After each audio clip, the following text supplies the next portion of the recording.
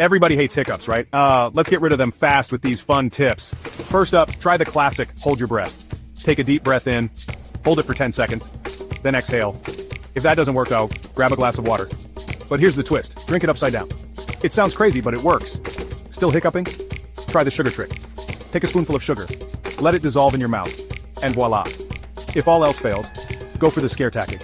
Ask someone to give you a good, unexpected fright, and just make sure your heart's ready for it. So there you have it. Easy, fast ways to say goodbye to hiccups.